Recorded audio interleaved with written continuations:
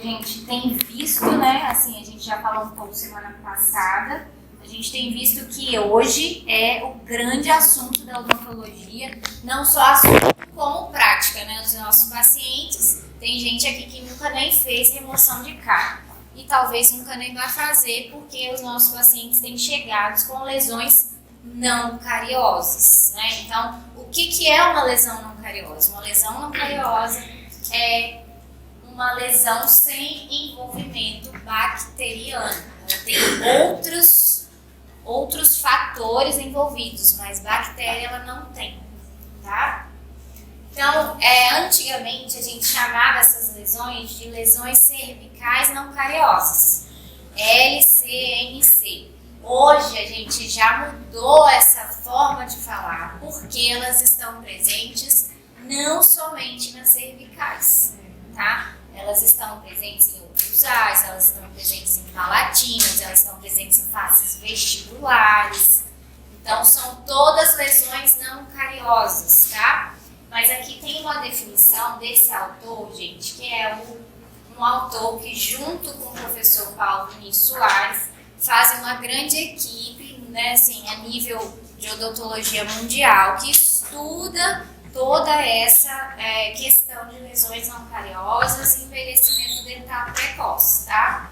Então, olha só, a lesão cervical não cariosa, ela é caracterizada, aqui a gente está falando de cervical, tá, gente? Ela é caracterizada pela perda do tecido dentário próximo à junção sedento-esmalte, apresentando a forma de cunho gris, quando causando desconforto estético para o paciente, acúmulo de alimentos e quando ocasionam a exposição de dentina, podem estimular a hipersensibilidade dentinal. Ah, professora, mas você falou que a gente não chama de lesão cervical não cariosa, mas a definição de cervical cariosa, aliás, não cariosa, é muito parecida com o que a gente define a lesão não cariosa. Só tirar o cervical, ela não acontece só na cervical, tá? Então, ela é uma perda de estrutura mineral, né, estrutura dental, e que causa as mesmas coisas, e a forma continua sendo a mesma. Às vezes ela vai ser cunha, às vezes ela vai ser pires. A gente tem chamado também de discoide, desgastes discoides. Vou mostrar uma foto para vocês, tá?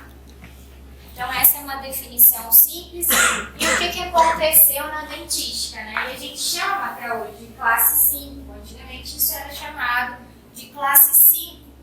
Mas aí, como a dentística, como a odontologia foi se tornando uma profissão muito especializada, né? Assim, tem a dentística, tem as próteses, tem a pério. Aí os periodontistas falaram assim, não, isso não é uma classe 5. Isso é uma recessão gengival. Vocês já devem ter passado por isso, às vezes com o professor Ouro. Você fala, essa classe 5 aqui, não, isso é uma recessão gengival. Porque esse é o olhar da periodontia, né? Houve uma queda ali, né? A gengiva desceu um pouco, ou subiu, né? Enfim. E eles chamam então de recessão gengival. E o que a gente faz com isso, né? Em classe 5, a recessão gengival. O que eu vou fazer com isso?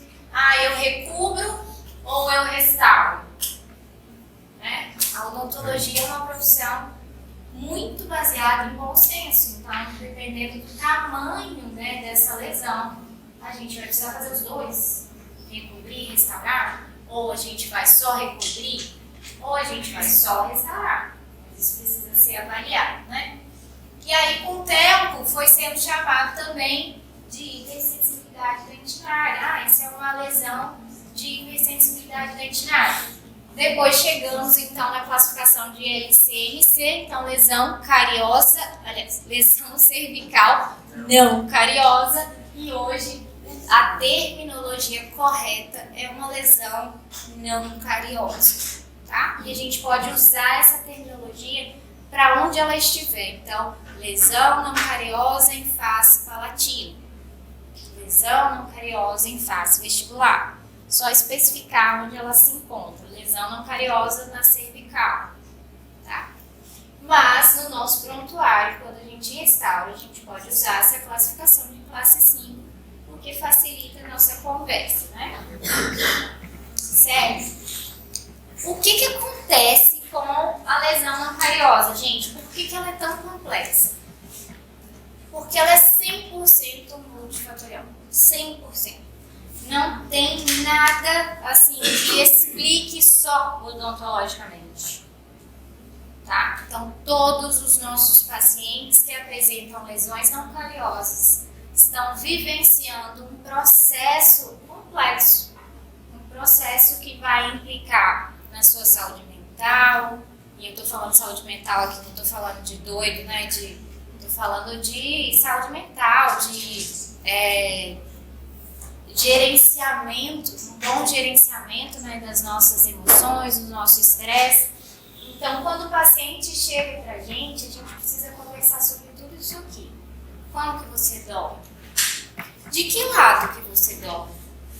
Outro dia eu vi na clínica um paciente, na clínica de vocês, né, aqui, um paciente que tinha lesão não cariosa só de um lado. E eu perguntei pra ela, falei, você dorme desse lado? Durmo. Só durmo desse lado. O que leva a gente a pensar? Que na forma que essa pessoa dorme, só de um lado, existe um acúmulo salivar só de um lado. E essa saliva provavelmente é uma saliva mais ácida, que está fazendo um desgaste, perda, né, provocando uma perda estrutural de minerais, tá? Então a gente conversa sobre como que a pessoa dorme, se o sono é de qualidade, se não é de qualidade, se dorme que horas, quantas horas por noite você dorme, como que é seu quarto, é escuro, é claro, tem muita luz, não tem, tudo isso influencia na qualidade do sono. A gente conversa também sobre a higiene do sono, não sei quantos têm conhecimento sobre isso, né, que é aquele momento em torno de 1 hora antes de dormir. Então, se você vai se deitar às 11, às 10 horas da noite, o seu celular precisa estar dormindo, longe de você, né? Tipo, ele vai dormir e eu vou dormir 1 hora depois. Então, já não vou assistir tela, já desliguei todas as luzes fluorescentes, liguei um abajur com a luz mais amarela. Tudo isso influencia na produção de melatonina. E essa melatonina ela é fotossensível, né? Então, se eu atrapalho a produção de melatonina, significa que eu vou ter um sono ruim. Se eu tenho um sono ruim, no outro dia eu vou acordar apertando mais os meus dentes. Porque eu não dormi bem. Isso é um problema neural, né? Os músculos, eles vão recebendo essa informação neural de estresse, de cansaço. E a mandíbula é um osso móvel, né, que a gente tem no corpo. Então, ou à noite ou dia, ou durante o dia, vai acontecer apertamento ou bruxismo por conta disso. Então, a gente conversa sobre sono, conversa sobre a alimentação. Como você se alimenta, o que você come, como você come, quantas vezes por dia, com qual frequência, tudo isso, né? Qual a qualidade desse alimento, tem muita acidez, pouca acidez, como que é, tá? Faz atividade física? Não faz? Qual é a atividade que você faz? Como que você faz? Qual é o horário que você faz a atividade física? Tudo isso vai influenciar. Antes de fazer a atividade física, você toma algum tipo de estimulante, de pré-treino? Tá? Toma remédio, aí a gente vai para a nossa anamnese. Quais são as medicações que esse paciente toma, se toma medicação para dormir, tá? Normalmente são pacientes que fazem uso de alguma medicação psicoativa, né? Então, ou para dormir, ou para estimular durante o dia, às vezes os dois, porque toma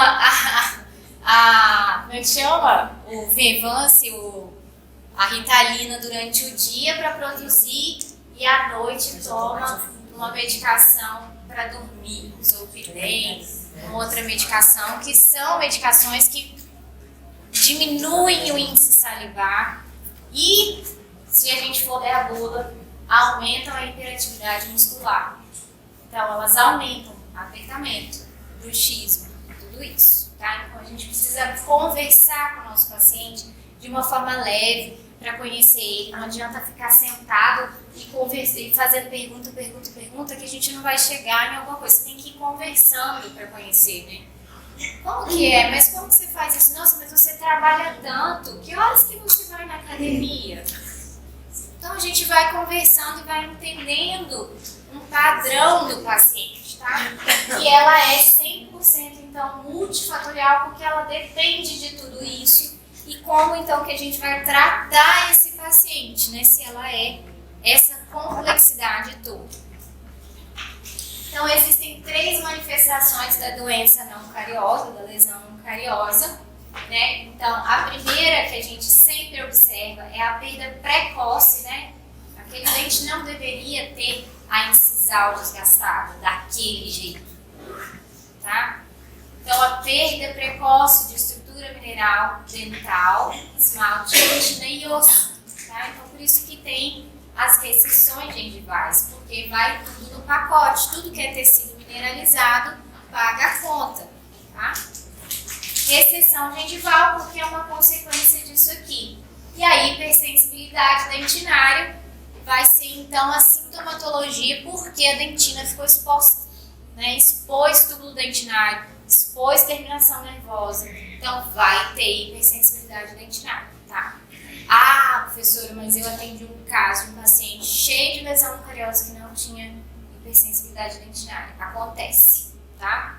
Acontece porque é um problema crônico que fica em equilíbrio, em homeostase, né? O organismo vai se adaptando, aquilo vai acontecendo, vai se adaptando e ele consegue então fazer esse equilíbrio e o paciente não ter sintomatologia, mas a grande maioria tem, tá? E aqui a gente tem imagens, ó, das nossas lesões não cariosas cervicais. Aqui a gente observa que tem tipo um degrau aqui e a gente tem uma dificuldade de colocar o fio retrator porque ele bate nesse degrau. Então a gente precisa passar esse degrau e descer. Precisa fazer esse movimento com a espátula. Aqui a gente já tem uma lesão menor. Por que será nesse paciente? A gente observa então o canino, seu canino? Premolar. Por que a gente observa uma lesão enorme nesse premolar e aqui uma menor? O que será que está acontecendo? Aqui a gente observa nas oclusais, olha, as lesões de discoides que eu falei com vocês, ou em formato de pis. Tem lesão discoide, gente, assim? Isso aqui está acontecendo há um tempo e tem saliva ácida. Com certeza tem envolvimento de refluxo gastroesofágico. Mesmo que o paciente fale para você que não, tá? Mas nós, como profissionais da saúde, podemos não só encaminhar o paciente para fazer uma avaliação com gastro ou uma endoscopia, mas a gente pode solicitar esse tipo de exames, tá? Vocês sabem que a gente pode solicitar exames de sangue, a gente pode solicitar endoscopia, a gente pode solicitar pH-metria, exame de sono, tudo isso a gente pode solicitar. A gente só não pode dar diagnóstico de uma área que não é nossa e nem oferecer tratamento. Então, o resultado da endoscopia do meu paciente chegou, ele precisa levar isso para um gastro, tá? Quem vai tratar, quem vai avaliar grau e comprometimento é o gastro. Mas eu posso já adiantar isso para o meu paciente. Às vezes, muitas vezes, nós temos feito o primeiro diagnóstico de refluxo gastroesofágico no paciente que nunca sequer pensou em um gastro.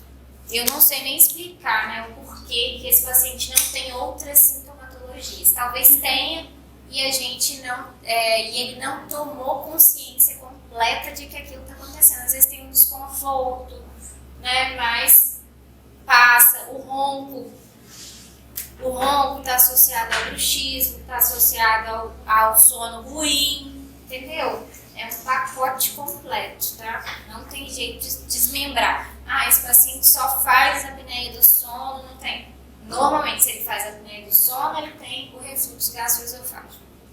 Aí junta tudo isso numa saliva e quem vai pagar a conta é o esmalte. Então aqui a gente tem, ó, os desgastes nas oclusais, e é super interessante que fica uma borda de esmalte e a dentina é extremamente visível, né? E aqui também tem lesão não cariosa na cervical, tá vendo?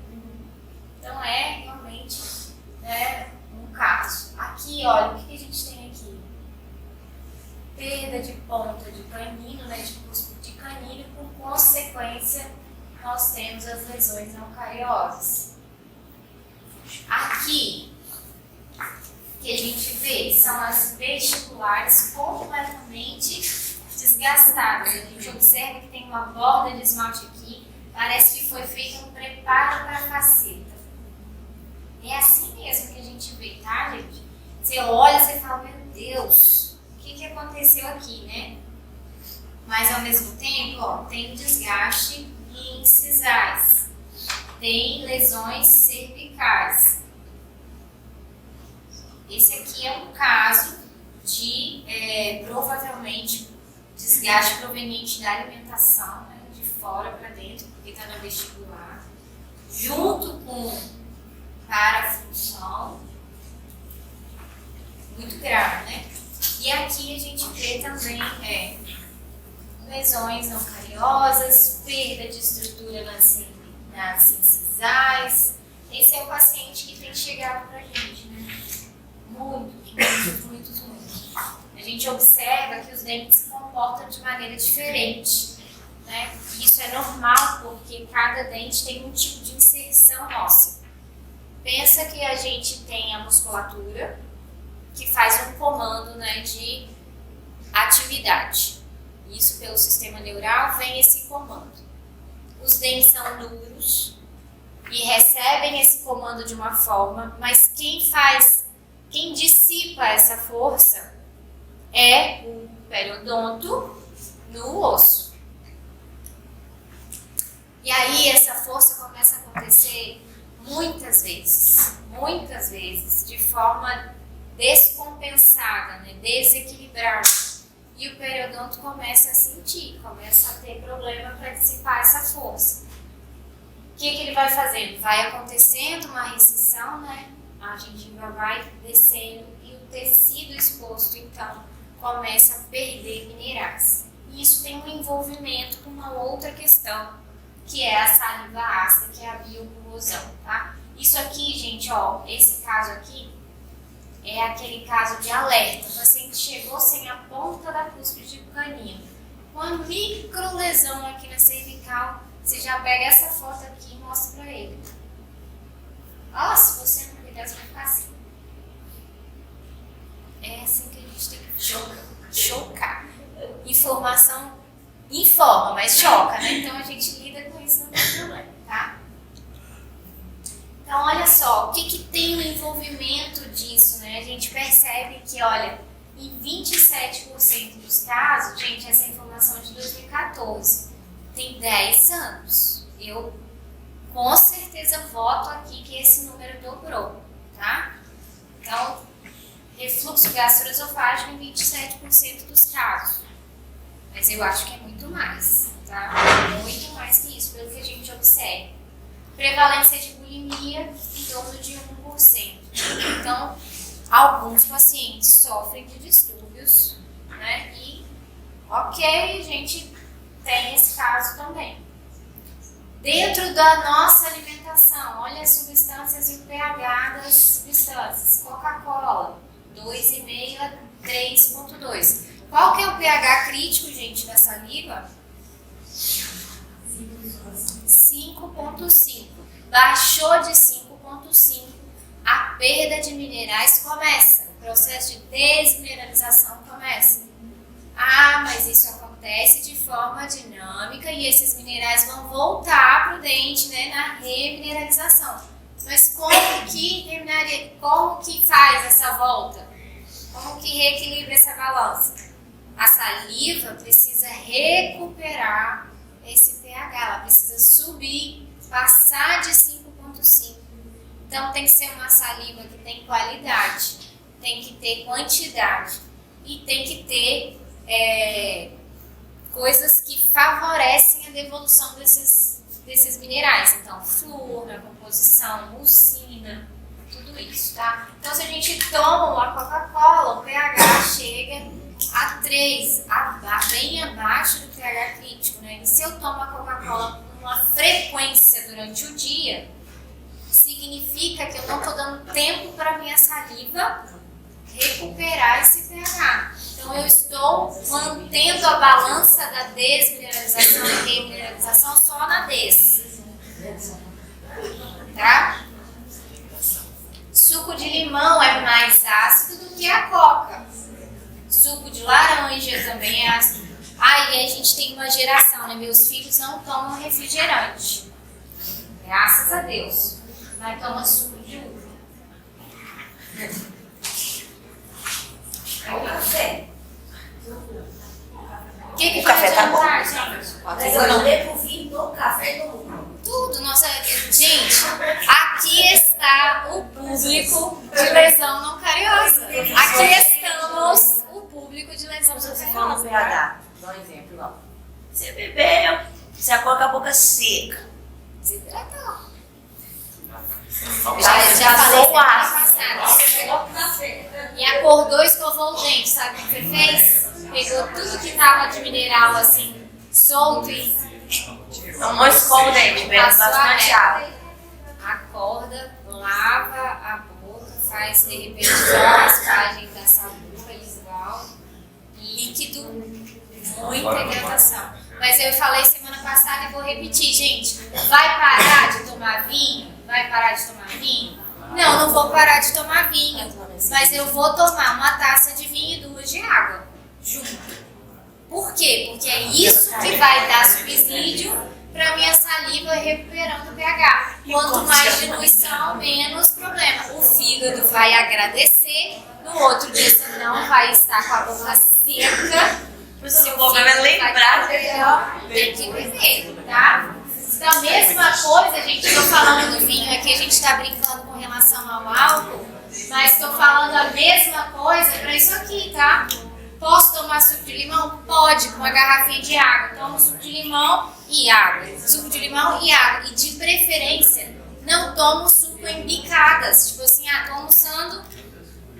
Não, toma tudo de uma vez, ou em 2 etapas, e água por cima, tá? O problema do vinho, o problema das bebidas alcoólicas é que você fica aumentando a frequência. Então, essa frequência que faz piorar a situação, tá?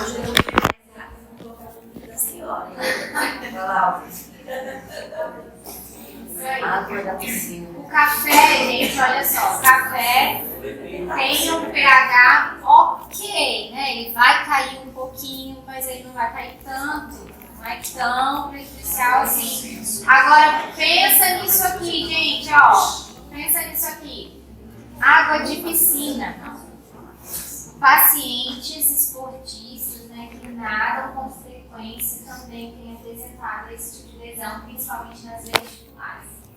Interessantíssimo isso, né? Porque a água de piscina é extremamente ácida. Em contato todos os dias, ou seja, tantas vezes na semana, tem provocado lesões cariosas no paciente. Tá? Vai parar de nadar? Você vai mandar o. Como é que chama? Michael Phelps. O Phelps parar de nadar por causa dos dentes? Não, vamos usar uma proteção? Vamos colocar uma proteção enquanto você nada? Tá? Vamos pensar, a gente não, como é uma doença que está extremamente ligada ao comportamento do paciente, a gente não vai conseguir.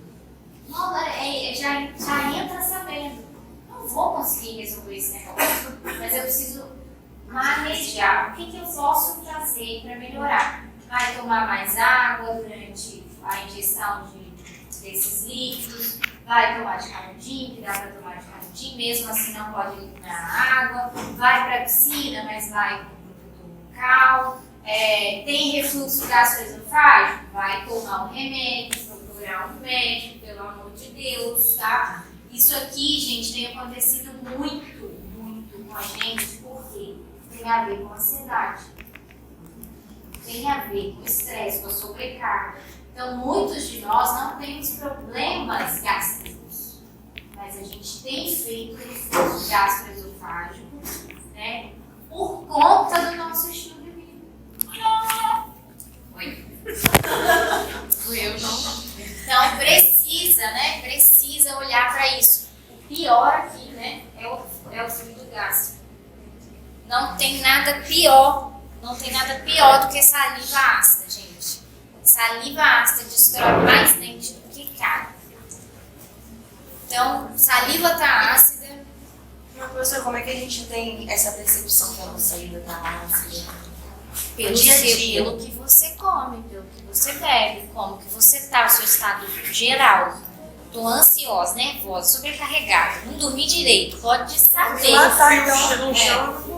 Somos todos nós, entendeu? Por isso que a gente precisa buscar um estilo de vida.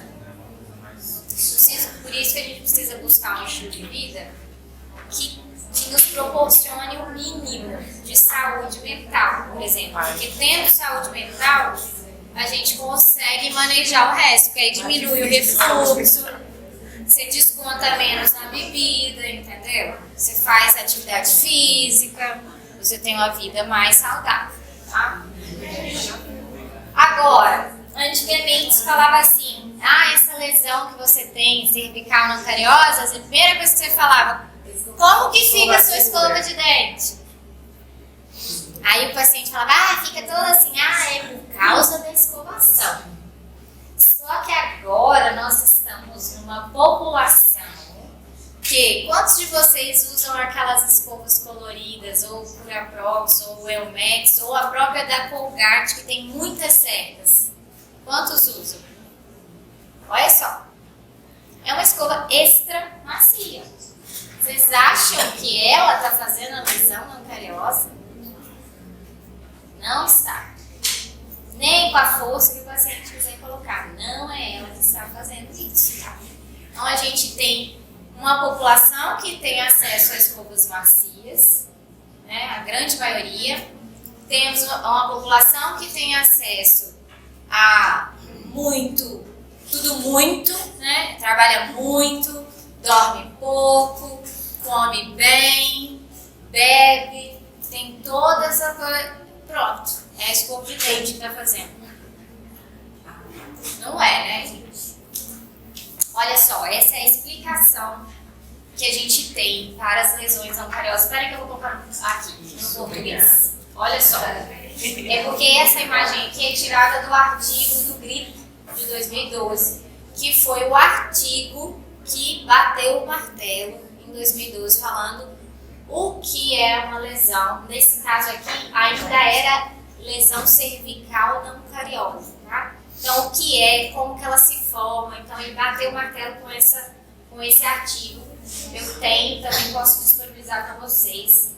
E aí, de lá para cá, essa é a teoria que a gente tem usado para explicar o que acontece nas lesões não cariosas. Então, por ser multifatorial, ela sempre vai ter que ter a combinação de um ou dois ou todos os fatores, tá? Então a gente tem a tensão, que a gente antigamente chamava abstração, a gente chamava lesão, né? Que era aquela lesão em forma de cunha. Hoje a gente já sabe que a abstração não é uma forma de lesão, a abstração é um mecanismo da lesão. Então foi quem levou a lesão ficar daquele jeito, foi o mecanismo de abstração. Tá? E essa abstração tem a ver com a tensão. Tensão emocional? Não. Tensão de força. Tá? Então a gente tem aqui tensões endógenas, olha só. Tensão endógena para a função, a própria oclusão. Então, se existe interferência oclusal na oclusão ou na desoclusão, que às vezes a gente só checa a oclusão, tem que checar a desoclusão também. E na deglutição. Lembra semana passada que eu falei para vocês que deveria ser o único momento do dia que a gente encosta o dente? Quando a gente faz a deglutição, tá?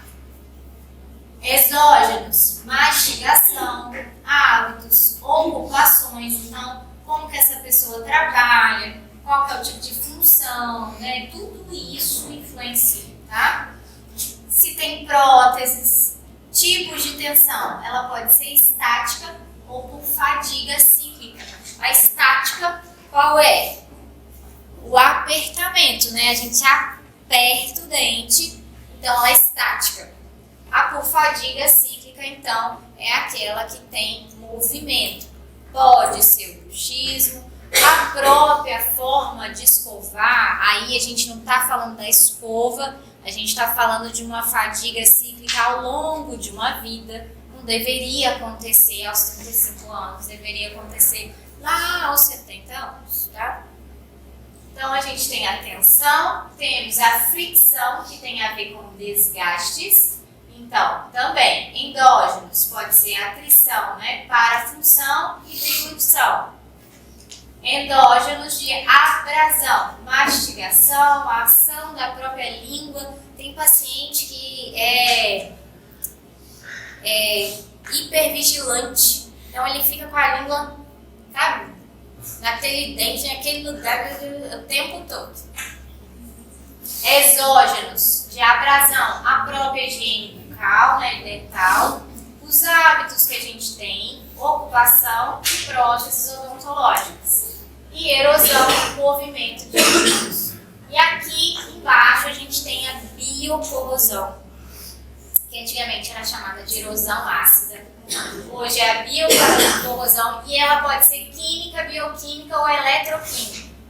Dentro disso aqui a gente tem as endógenas, olha, de ácidos, então, placa da cárie, fluido crevicular gengival e fluido gástrico. Exógeno, a própria dieta, a ocupação do paciente e diversos fatores. Não tem assim, né? Não tem como nem mensurar. Pode ser de proteólise, então ação enzimática, proteases, fluido crevicular e eletroquímico, efeito piezoelétrico da dentina. Isso aqui a gente tem que parar só para conversar depois, tá? Mas só para vocês entenderem que a gente sempre vai ter, então, a junção de um ou mais fatores. Então, nunca vai ter um envolvimento só da fricção, só da parafunção. Esse paciente é bruxista. Não, ele deve ser bruxista e deve ter uma saliva ácida, deve estar sofrendo de biocorrosão. Esse paciente tem só o refluxo gastroesofágico e tem uma interferência na oclusão, e aí você vai buscando, tem mais coisa. Nunca é uma coisa só, precisa ter associação de 1, 2 ou os 3 fatores associados. Vocês veem que eles se repetem, né? E no todos, porque todos, no final das contas, estão extremamente ligados, tá? Deixa eu olhar a hora que vamos seguir. Então, vou mostrar um videozinho de como é o mecanismo de abfração. Olha só. Deixa o vídeo passar aqui. Existe uma interferência oclusal. Os prismas de esmalte estão sofrendo uma tensão diferente do que deveriam sofrer. Todo o conjunto sofre, né? E acontece então a quebra desses prismas e o dente fica mais suscetível à perda desses prismas. Então a desmineralização fica mais fácil de acontecer. E eles, como eles estão quebrados, eles saem com mais facilidade. Vocês já viram que às vezes falta lasca, assim? Parece que saiu uma lasca. Exatamente isso. Então, o mecanismo de abfração, que tem envolvimento, a interferência oclusal, tem a ver com a forma de dissipar as forças. O periodonto não está recebendo aqueles vetores de força de forma equilibrada. Ele está vindo para cá também, os vetores de força estão vindo para cá. E essa região aqui é uma região que não foi programada, pensada e formada para receber esse tipo de força. Então, por isso, esses prismas de esmalte vão se soltando, vão se quebrando. E aí a gente tem, então, as lesões cervicais por mecanismo de abfração. Então, quando a gente vê aquela lesão em forma de cunha, assim, nas cervicais, a gente já precisa ficar ligado nessa parte de oclusão. Checa a oclusão, checa a desoclusão, vê se tem interferência oclusal, vê se provavelmente tem alguma coisa que está influenciando, tá? Por que acontece mais em pré-molar? Porque o pré-molar, ele é um dente curtinho, vocês já viram no raio-x? Ele é um dente que ele está em transição, né? Ele não é nem anterior, nem posterior, ele está chegando lá, ele está mudando para chegar a ser um dente posterior. Então ele tem, os dentes posteriores têm uma plataforma grande, raiz curta, mas robusta. O pré-molar, ele tem uma coroa menor e uma raiz pequena, uma raiz estreita. Então ele não tem inserção óssea suficiente para conseguir fazer movimentos de lateralidade. Quem faz movimento de lateralidade na nossa boca? É o canino. Como que é a inserção do canino? Enorme, né? Uma raiz comprida, grossa, robusta, que vai mais acima. Ele sim foi feito para ter movimentos de lateralidade. Os premolares não. E aí quando começa a exercer uma força, seja por interferência oclusal ou seja por interferência na desoclusão, que toca na premolar, o premolar vai lascar lá nessa região, que é a região mais sensível, a região mais suscetível a esse tipo de quebra, de fratura, tá? Essa parte de pensar em inserção, tem um exemplo que nunca mais vocês vão esquecer, que é assim, quando vocês vão na praia, a gente tem essa vivência, né? A gente pode falar aqui porque temos essa vivência. Quando a gente vai colocar a barraca de praia, como que a gente coloca ela? Guarda-sol. Guarda-sol. Afundando ele. Mas a gente põe ele assim, vertical? Não. O que a gente faz? Não tem nada. Isso aí, por quê? Porque as forças laterais vão chegar aqui e ele vai ter essa inserção ali de forma planejada, e a gente faz isso sem pensar, né? O canino é um dente o quê? Lateral. Ele tem essa inserção mais lateralizada. Então ele foi pensado, programado para receber essas forças laterais. Já os pré-molares não. Os incisivos não. Os molares também não. Então, se a gente começa a ver lesões de mecanismo de abstração, um pré-molar, começou no primeiro pré, depois vai no segundo, e é do primeiro aumenta e é do segundo começa. Aí o do primeiro molar começa, e vai, a sequência completa. Por quê? Porque as forças estão começando a incidir de forma lateral em todos esses dentes. Então, são forças que não foram planejadas para receber, tá? Posso passar esse vídeo? Querem assistir de novo? Não?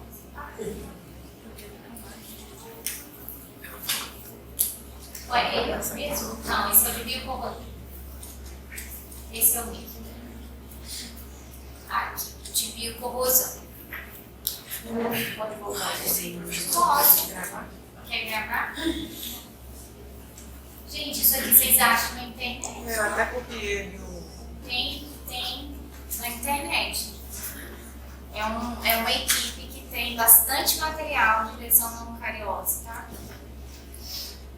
Então, as forças que eles receberam de tração no nível cervical, esses cristais se rompem, e aí, juntando tudo, né? Não é só a oclusão, não é só a dissipação de força, mas junta com a saliva ácida, com a dieta, com tudo que o paciente tem e quebra esses físicos.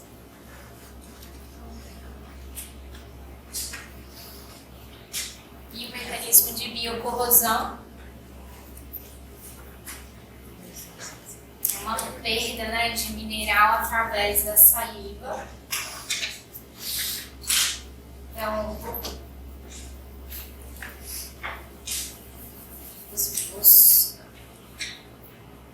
eles tiram, né, por quelação, a hidroxiapatita que libera o cálcio através desses mecanismos, tá? Então, a biocorrosão está ligada à saliva ácida precisa ser uma saliva não só ácida, mas uma saliva com qualidade também de proteínas, de enzimas, faltando, né? Tá faltando isso na saliva. Então essa saliva caiu o pH, entrou em contato, né? Ele está na superfície dental. Esse dente então vai se desmineralizar. Deveria ser um processo fisiológico e natural, mas por conta da qualidade dessa saliva, o tipo dessa saliva, ou a frequência que isso está acontecendo, né? Que não está dando tempo para o tamponamento salivar voltar e reposicionar esses minerais perdidos. Tá? Aqui nós temos um exemplo clássico de biocorrosão por ácidos endógenos. Gente, essa semana na clínica lá em Vila Velha, chegou um paciente desse jeito pra gente, só que estava um pouquinho pior. Parecia que tinha feito um acesso aqui, ó, endodôntico. Dava pra ver a polpa. Não tinha mais cor no pulpar, assim, não tinha mais. Já estava praticamente transparente aqui, assim, sabe? A gente veio do vestibular e aqui estava a polpa quase que acessada. Doideira, aquele ali eu nunca tinha visto daquele jeito. Não podia passar no instrumento ali que a pessoa dava um pulo. Mas isso daqui, ó, mais uma vez, a borda de esmalte, parece que foi feito para um preparo para faceta, muita dentina exposta. Aqui a gente não tá vendo desgaste de incisais, tá vendo? Só no lateral, um pouco, provavelmente no canino, porque ainda não chegou, né? Ainda não chegou, mas vai chegar. E aqui, o que a gente vai fazer para esse paciente? Como que a gente vai fazer isso? Você imagina que ele fala assim, professora, vamos restaurar. Beleza, vamos restaurar. Tem que restaurar mesmo porque tem que proteger essa dentina. Mas se a gente não tratar o refluxo gastroesofágico desse paciente, e vai continuar porque não fica só nessa região, né? Vai para as oclusais. E aí... Vai ser só. Oi? Só resíduo. Sim, a gente faria para proteção dessa dentina, né? Para proteger o que sobrou dessa dentina. E vai saber se não teria que fazer a endodontia desses dentes, tá? Ali, gente, aqui nesse caso, não consegue, não dá para fazer condicionamento ácido nessa dentina, tá? Tem que ser autocondicionante, adesivo autocondicionante. Não pode ser de jeito nenhum ácido fosfórico na dentina.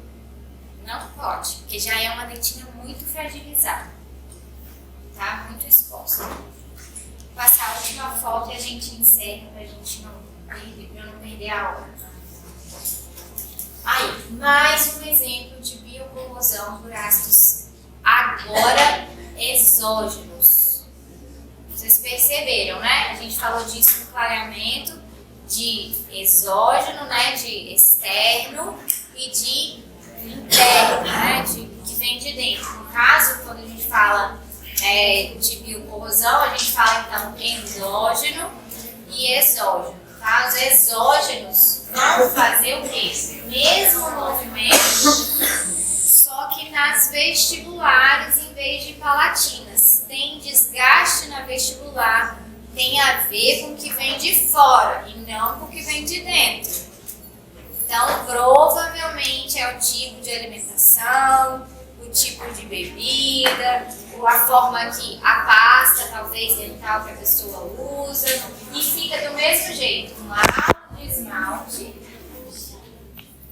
e a dentina completamente exposta. E aqui a gente já vê, então, fraturas nas incisais também. Engraçado que são fraturas, olha, parecidas, tá vendo? Então, provavelmente, quando a gente encaixar o dedo do paciente aqui, vai ter contato ali naquela região, tá? Então, é muito... Olha, agora observe uma coisa comigo aqui, gente. Essa gengiva está saudável ou não? Não. Vocês acham? Olha, você pega aqui em casa de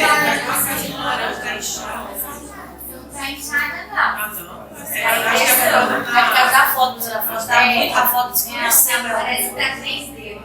Não, aqui, gente, olha o que a gente observa, é uma gengiva saudável.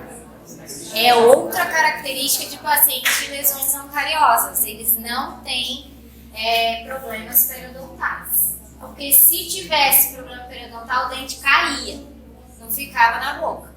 Porque não tem que estar associado apertamento com parafunção, com não sei o quê. Então, se tivesse problema periodontal aqui, o dente tinha ido para o balde. Não tinha sobrado dente aqui.